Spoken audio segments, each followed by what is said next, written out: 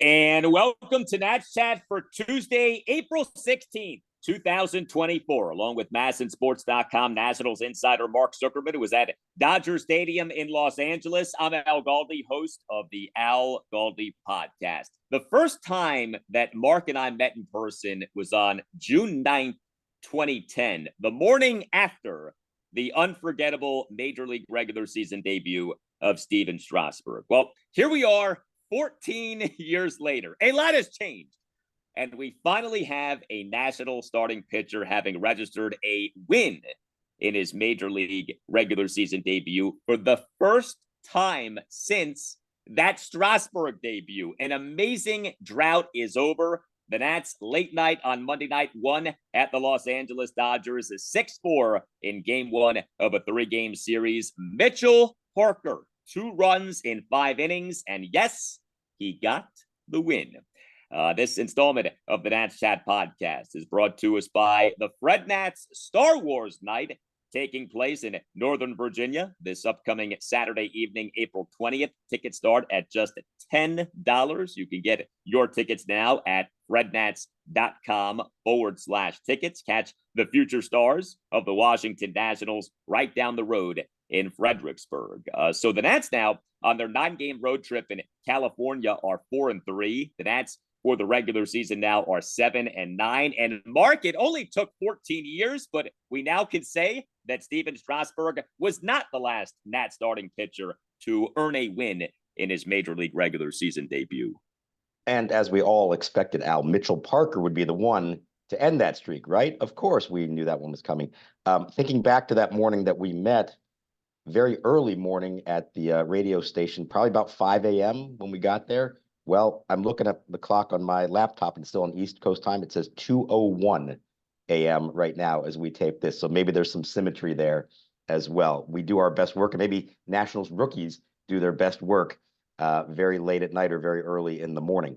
Can I read you the list? I've had this list on my computer for quite a while. Can I read you the list of all 17 pitchers who made their Major League debut for the Nationals since Steven Strasburg, with none of them getting the win? Let's hear it. I'm anxious to hear this list. All right, this is a great list. All right, June 8th, 2010, that was Steven Strasburg. Later that year, Yuneski Maya took the loss. 2011, Tommy Malone, no decision. 2013, Nate Carnes, no decision. Later in 2013, Taylor Jordan took the loss. 2015, Joe Ross took the loss. 2015, AJ Cole, no decision, should have taken the loss, gave up 9 runs to the Braves. Didn't take the loss because that was the Dan Uggla game, for those who remember, a great moment in Nationals history. 2016, Reynaldo Lopez took the loss. 2016, Lucas Giolito deserved the win, gave up no runs in 4 innings, had only thrown 45 pitches, but then it rained, and they wouldn't bring him back out for the 5th. The Nationals had the lead at the time. They won the game, but because of the stupid win rule, he didn't get credit for the win. 2017, Eric Fedde, loss. 2018, Austin Voth, loss. 2020, Will Crow, loss. 2021, final day of the season, Yoan Adon, deserved a win, 2 runs in 5 1/3, 9 strikeouts against a Red Sox team that had to win to make the playoffs. The Nationals led 5-2 when he departed the game, and the bullpen blew it, and he got no decision. 2022, Jackson Tatro, loss. 2022, Evan Lee, loss. 2022, Cade Cavalli, loss. 2023, Jake Irvin, no decision. And 2023, Jackson Rutledge, loss. So that's 17 starts in between Strasburg and Parker, in which the pitcher making his Major League debut went 0-11 with 6 no decisions. I've been waiting a long time to see somebody end this streak. And it's not just that he ended the streak, but think about who he did this against in the environment he did on Jackie Robinson Day. This, to me, is one of the most impressive individual performances in Nationals history, given everything that was going on surrounding it. The streak was such a funny thing because there certainly was a bad luck element to it. There was a quirkiness to it. At the same time, it is representative of something that we've talked about so often, which has been the Nats' struggles to develop young players, especially pitching, especially starting pitching. And that streak was sort of emblematic of that problem that we certainly hope is being rectified here. But all props to Mitchell Parker for what he did in this game. 2 runs in 5 innings. He gave up just 4 hits, which were a double and 3 singles. 4 strikeouts versus no walks. He threw a good number of strikes, 81 pitches, 52 strikes versus 29 balls. I mean, we all know the deal with the Dodgers. 11 consecutive playoff appearances, this super imposing lineup. I mean, the leadoff batter is Mookie Betts. The number 2 batter is Shohei Ohtani. The number 3 batter is Freddie Freeman. The cleanup batter is Will Smith. This is like almost a who's who, it feels like, of great batters in Major League Baseball. And Mitchell Parker navigated this lineup quite well. I give him a ton of credit. I give the Nats coaching staff credit. I give Riley Adams credit. Riley Adams, again, was the Nats starting catcher. Now, 0 for 4, 3 strikeouts, catcher's interference error, but he was a part of this battery that did a really good job, all things considered, against this fearsome lineup. Here's the thing that stood out to me about this. A couple of things. Number one, 0 walks. And that had been his issue in the minors, high walk total. So to have the composure to throw strikes in this setting against those hitters, I think was remarkable for him. The 2 runs that he gave up did not score on hits. They were on sacrifice flies. So he gave up a couple of singles in the first and then a sacrifice fly, a double in the second, and then 2 flyouts that scored him. And then after that, he retired 12 of the last 13 batters he faced, and the only one who reached on him was on an infield single on a play that Nick Senzel might have been able to make, actually, a grounder down the line at third base. That's it. That's all he gave up. He struck out Mookie Betts twice. He struck out Shohei Ohtani. He fared better against these guys the second time through the order, and even the third time against Betts. That was so impressive to me, and the kind of thing that you just don't see coming. I'll be honest, I was worried about this matchup. Not that I don't think this start should have been used as a way to define what Mitchell Parker is going to be as a big league pitcher. Had he struggled, I don't think that would be a huge black mark on him and mean that he can't be a successful pitcher because of the circumstances. But man, oh man, for him to succeed in this environment, in this setting, let's see where he goes from here. But that was awfully impressive what he did.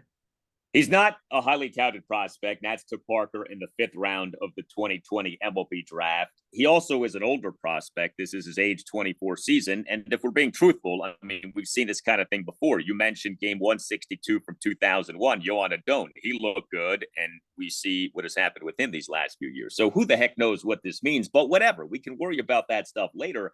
I think for the now, you celebrate, you honor, you salute Mitchell Parker for the good work that he did in this game. And the Nats bullpen, off the implosion in the loss on Sunday, came back and once again was leaned on a good bit in this game. 4 Nats relievers were used in this game, another game in which Davey Martinez uses at least 4 relievers.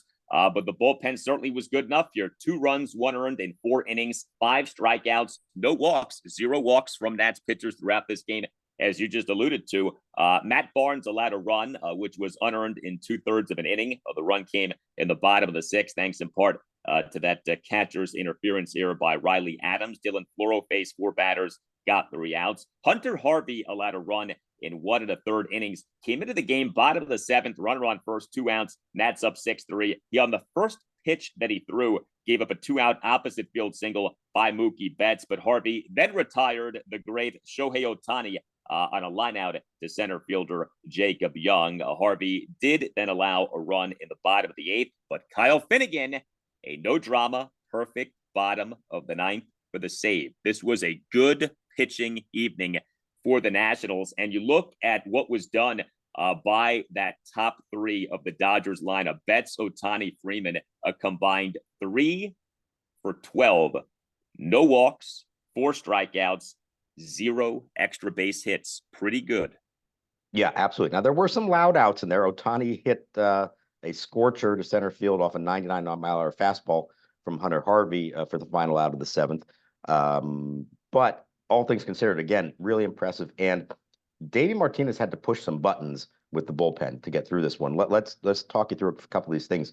Robert Garcia, the only left-hander they have, was unavailable. He is sick, just as many others have gotten, myself included.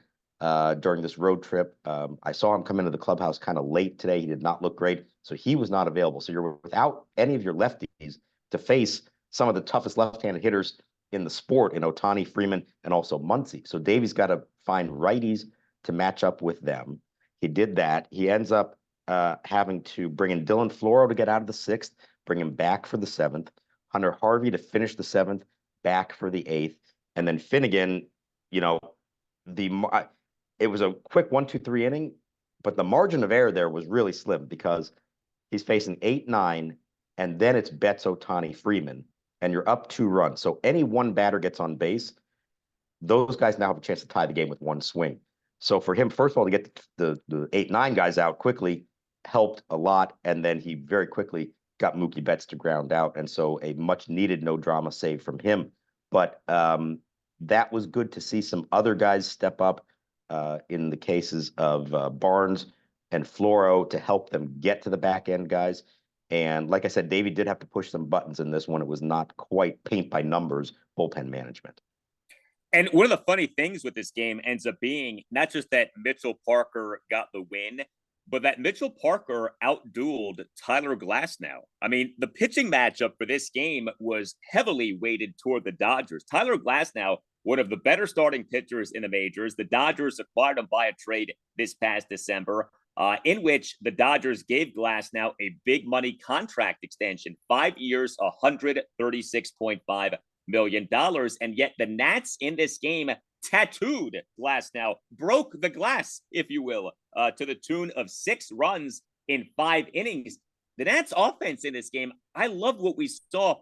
Just 8 hits, yes. 6 of the 8 hits were extra base hits. The Nats took it to the Dodgers. If you didn't know better, you'd think that the Nats were the Dodgers and the Dodgers were the Nats with the way that the Nats both pitched and hit in this game. So 3 guys really stood out in terms of what the Nats did offensively in this game. C.J. Abrams, Luis Garcia Jr., and Jesse Winker.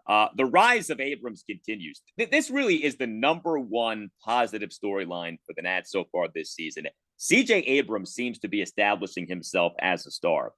Starting shortstop, #1 batter, 2 for 5 with a solo homer and a double. So 2 more extra base hits, 1 run first, a leadoff first pitch double to the right center field gap, and he scored on a wild pitch by Glasnow for a 1-0 Nats lead, giving the Nats incredibly their first inning run of this regular season. And Abrams in an Nats a 2-run third, a leadoff full count home run to right center field to tie the game at 2, despite having been down at one point, 1-2, 404 feet per StatCast.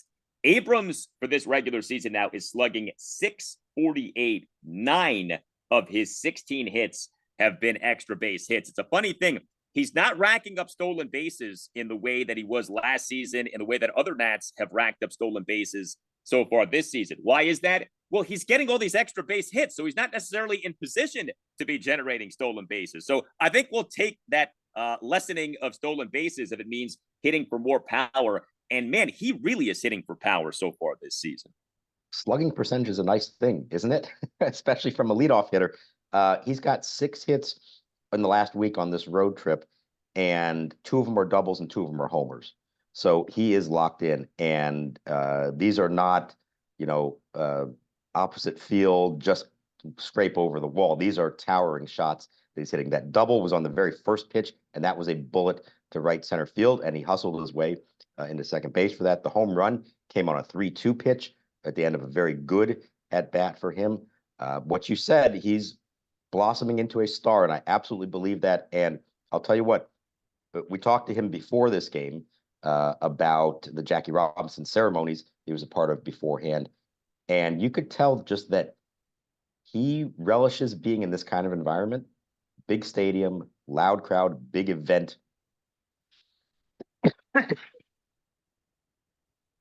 I think C.J. Abrams lives for these kind of moments on these kind of stages.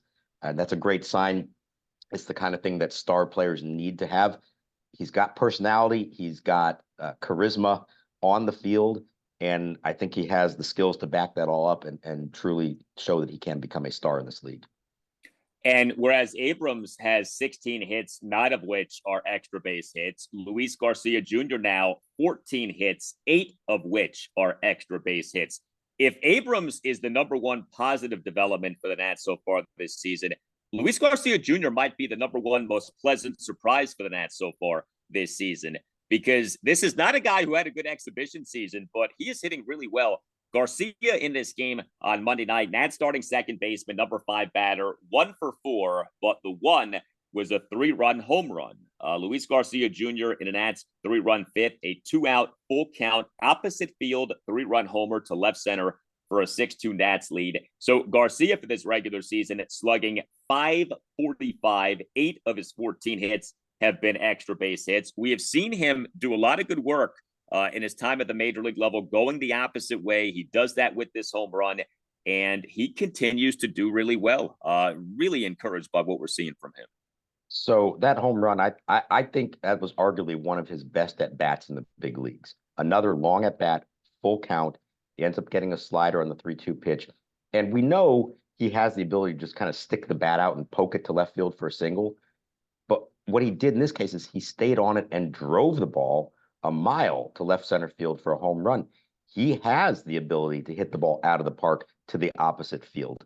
And look at his first 3 at-bats in this game. He had a line out to short, a drive to the warning track in center field in the second at-bat, and then the 3-run homer to left center. That's good quality at-bats all around and good solid contact. The thing about Garcia, like, in theory, he could be a high batting average guy by just flicking the bat out there and chasing everything out of the zone, just kind of finding a hole. But this is kind of what we saw from him early on as a rookie. There is pop in that bat. When he takes good, forceful swings at the right pitches, he can hit the ball really hard. He's off to a fantastic start. The most surprising development, I think, so far of the season is what he's done, given what you said, the spring that he had. And we're probably going to talk about the roster moves they made before the game coming up. A big factor in why they made one of the moves they made, I think, is because Luis Garcia has been so good. And I'm not sure that they would have thought that would be the case coming into the season. Yeah, we'll get to that in just a moment here. Just to put a capper on those who did well, Jesse Winker, another good game for him. Nat starting DH, number 2 batter, 2 for 4 with a double and a single. Winker in the Nats 2-run third, a full count opposite field double to left field, despite having been down in the count at 1.02. And Winker in the Nats 3-run fifth, 1-out single to center field. Your Jesse Winker OPS for this regular season is at 1,004. And something that has started to become noticeable, Joey Meneses has not been an everyday player here in recent games. And a part of that clearly is Winker doing well. We're seeing Winker and Joey Gallo. Winker will play in left field. Winker for this game was a designated hitter. Gallo obviously can play DH, can play first base, as was the case on Monday night. But, Meneses had been a staple in Nats lineups in recent years. That's not the case, not with him struggling and not with the likes of Winker and to a lesser degree Gallo putting forth some production here. And I'll say Jacob Young as well, because he started this game against the righty batting ninth. So now Rosario had to play left, which meant Winker was going to be the DH. So you put that all together, and Joey Meneses is going to have to kind of earn his everyday status again here at some point with some better at-bats. I want to mention Gallo as well. His RBI double that scored Winker in the third, I thought was a great example of how Joey Gallo can become more than that 3 true outcome hitter that we know he is. There's a man on third with 1 out. If ever there's a time you just got to get the bat on the ball and get it out of the infield, this is it. And we know that's not his forte. It's going to be all or nothing for him. And instead, what he did is he took a really good controlled swing and hit a line drive, not up in the air, but a good line drive to right field down the line and turn it into an RBI double. That's not the kind of hit we normally see from Jesse Winker, but it's the kind of hit that he needs to show he can provide if he really does want to develop as a hitter and be more than the guy that he's been for the most part of his career. So with these roster moves by the Nats, there were a lot of them. This was like an avalanche of moves that the Nats announced on Monday evening. So first of all, Nick Senzel is back. The Nats on Monday evening announced having reinstated third baseman Nick Senzel from the 10-day injured list. He had been on that due to the fractured right thumb that he suffered while fielding a grounder prior to the Nats game on opening day. That 8-2 loss at the Cincinnati Reds on March 28th. Senzel in this game on Monday night, starting third baseman, number 6 batter, 1 for 3 with a single and a walk. Now, the corresponding roster move, the Nats bringing back Senzel, was them optioning infielder Trey Lipscomb back to AAA Rochester. So Lipscomb got sent down. His initial major league regular season stint here did not go so well. 14 games, 55 plate appearances, slash line of 224, 278, 286. Also, the Nats on Monday evening announced having placed catcher Keibert Ruiz on the 10-day injured list, retroactive to April 12th with influenza. I don't know that I've ever seen that as the reason for a disabled list / injured list in influenza.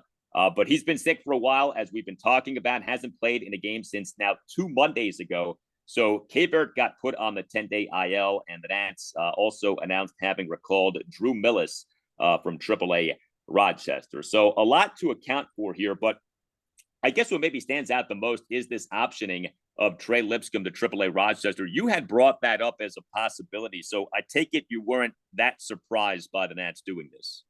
No, I wasn't, for a few reasons. I don't think he performed that poorly. He obviously wasn't as good as he was those first few games when he just took the world by storm.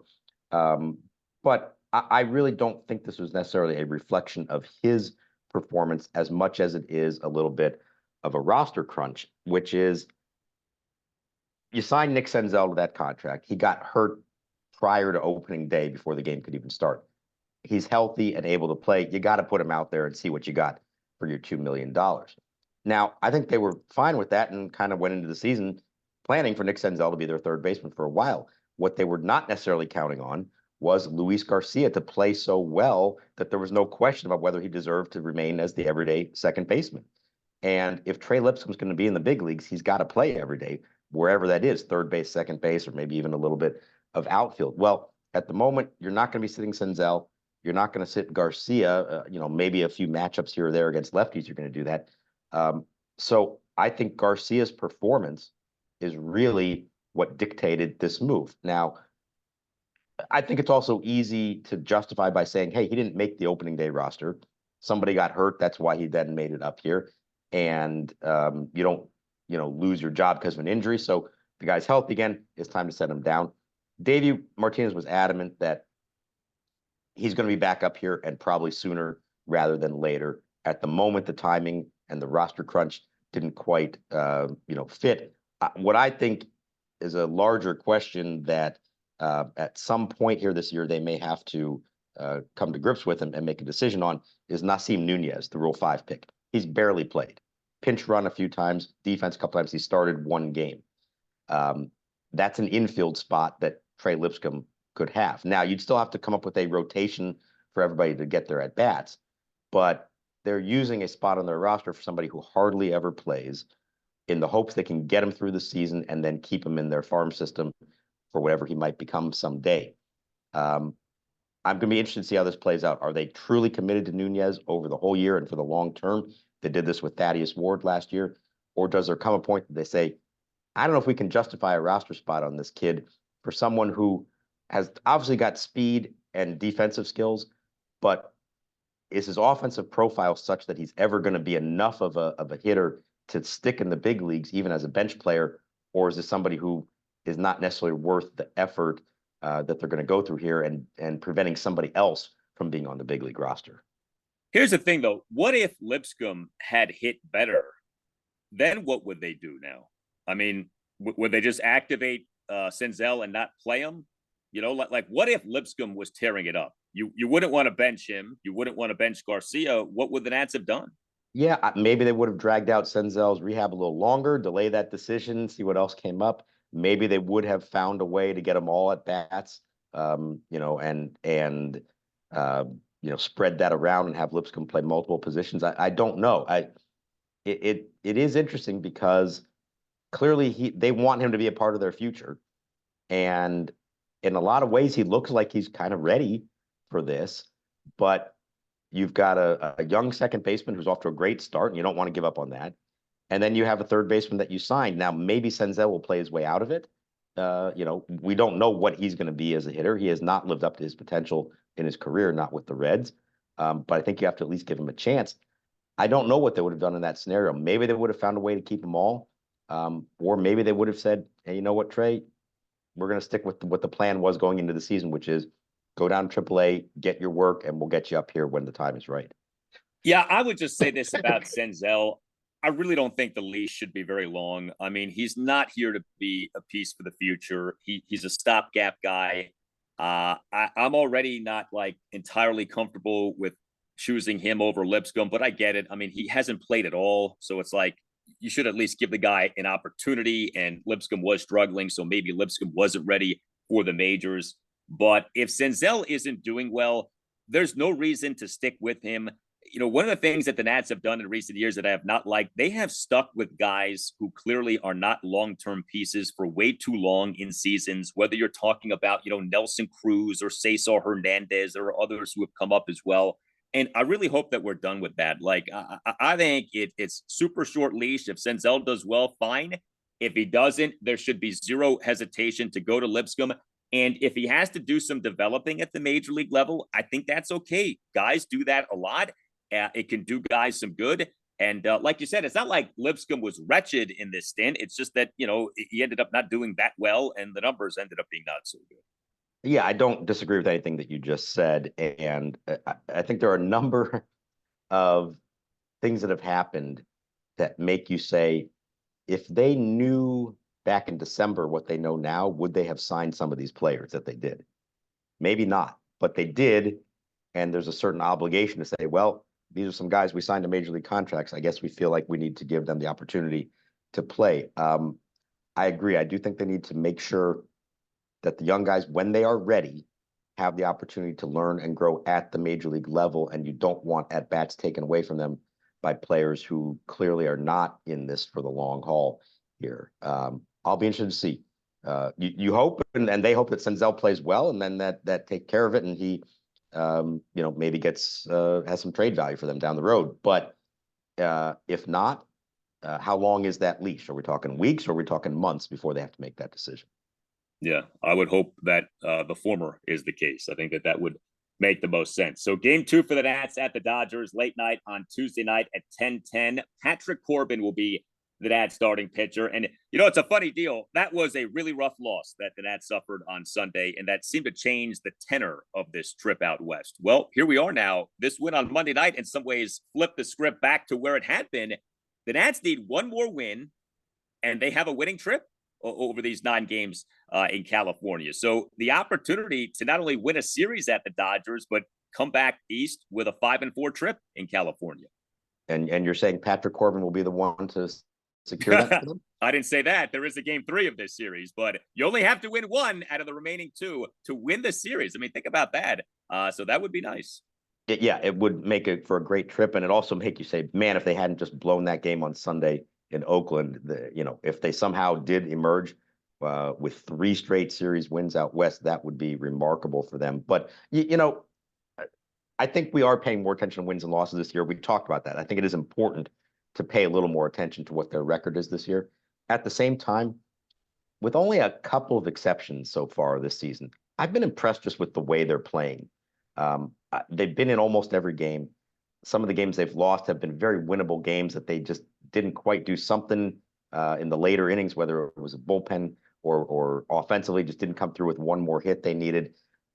They've been on the cusp here of looking like a pretty good team, and they've done it despite some injuries and some guys not being available. So I think you take a step back and look at how things have gone here through 16 games. I think there's a lot to be encouraged by. It hasn't been perfect. There are things you still want to see better, of course. But I think for the most part, there's reason to be pleased with the way this has gone so far. Yeah, and you think about what could be coming, you know, with somebody like a James Wood, who could be here a lot sooner than later. We'll see. This episode of the Nats Chat podcast brought to us by the Fred Nats Star Wars Night in Northern Virginia this coming Saturday evening, April 20th. Tickets start at just $10. You can buy your tickets at frednats.com/tickets. Catch the future stars of the Washington Nationals right down the road in Fredericksburg. Hit us up on X at Nats_chat. Email the show, natschatpodcast@gmail.com, including if you are interested in sponsoring the show. You can sponsor the show throughout the season. You can sponsor a particular series. You can sponsor a particular game, whatever you prefer. But hit up Tim Shover's Nats Chat podcast at gmail.com. You can find us on YouTube. Just search Nats Chat. Our YouTube handle is at Nats Chat Podcast. We have a website that we invite you to check out too, natschatpodcast.com. All Nationals radio highlights on Nats Chat are courtesy of 106.7 The Fan. For Mark Zuckerman, I'm Al Galdi. Thank you for listening, and we'll talk to you next time on the Nats Chat Podcast.